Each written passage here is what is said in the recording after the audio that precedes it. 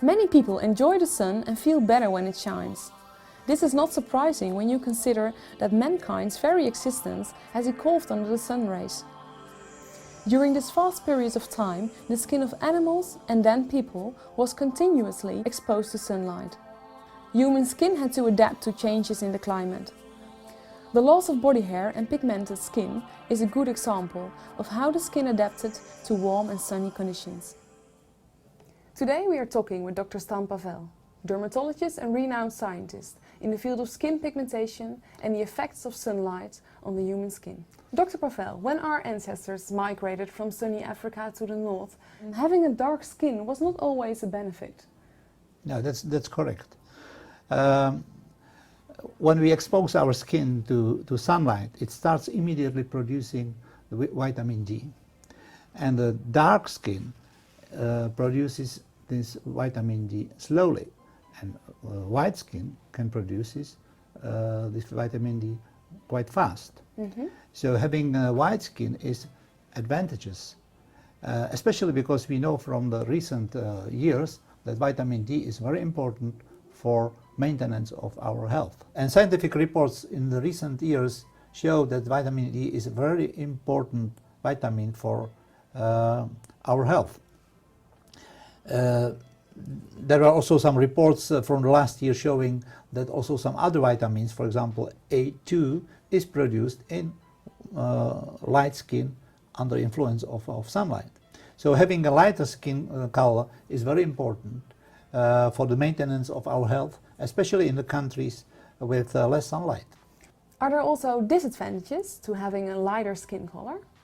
Yes, there are some disadvantages. The people with light skin can burn very easily. Sunburn, especially the painful sunburn, indicates that the skin has been damaged. And the most important issue in the skin damage is the damage on the DNA molecules, our genetic material in skin cells. And is this damage irreversible? In the most cases, the DNA damage can be repaired quite easily.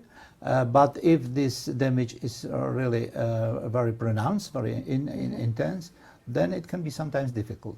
A few years ago, we conducted a study with a group of young people whose average age was about 20 years. And we wanted to know how long does it take to repair the skin damage when the skin of these people is irradiated by sunlight, and the sunlight causes only slight redness.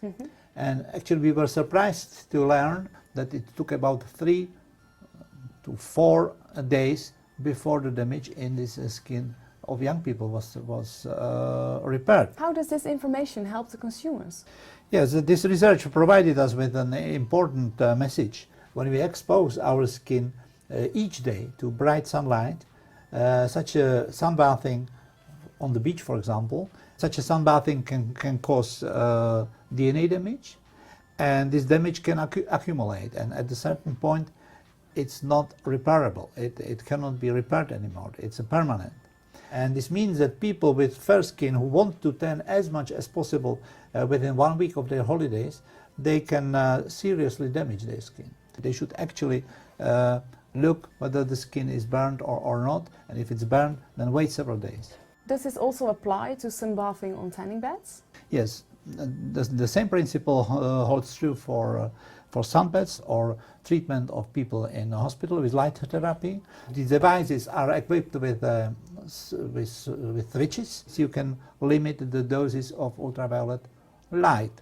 But you can't switch off the sun, No. So people have to realize that can sometimes burn very easily. More and more people are using tanning beds to prepare their skin before going on sunny summer holidays. They believe that this exposure to UV light over a period of time will protect them to the intense sunlight that they will get on the holidays. What is your opinion about this? Yes, indeed, there are several scientific papers showing that the skin can adapt to sunlight by slowly increasing the dose of ultraviolet radiation with sunbeds, for example. So there have been scientific studies about this as well? Yes, there are several scientific studies. We also paid attention to this item, and our results show that controlled exposure of the skin in tanning salons, and it was 3 times a week during several weeks. It provided slightly more than a doubling of the natural protection mechanisms. So this natural reaction actually acts like a sunscreen? Yeah, that's correct. It's kind of sunscreen, natural sunscreen. When you compare it with sunscreen, it has certain advantages because it's waterproof, sweat-proof, and it cannot be removed by towel.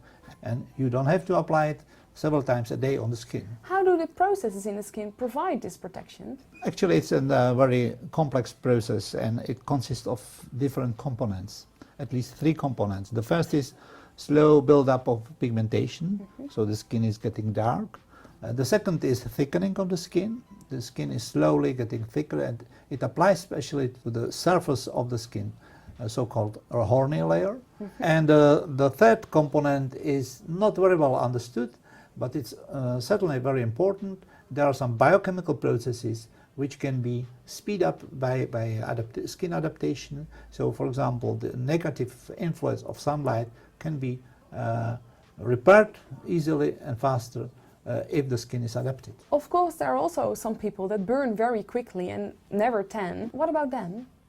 Yes, these people can really burn very easily, and some of them cannot make any extra pigmentation, so they are not able to fully benefit from the normal natural protection mechanisms, and they must be extremely careful in the sun. So they are not allowed to use tanning beds in the European Union, which is, by the way, also true for young people under 18 years of age.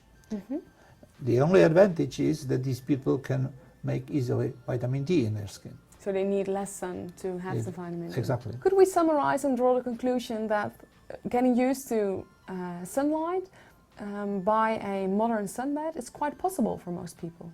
Yes, it's possible. For many people it is possible to prepare the skin for summer holidays. My opinion is that it shouldn't be more frequently than twice a week, and people should plan it very well in advance, because they need several weeks for this skin adaptation before they are on holiday. And in these weeks you increase the amount of UVA and UVB. Exactly. You give a low dose and you increase it slowly, and in this way the skin can adapt by all these mechanisms I mentioned. Many thanks for your clear explanation, Dr. Pavel. For more scientific studies about sunlight and your skin, you can go to the website of Sunlight Research Forum.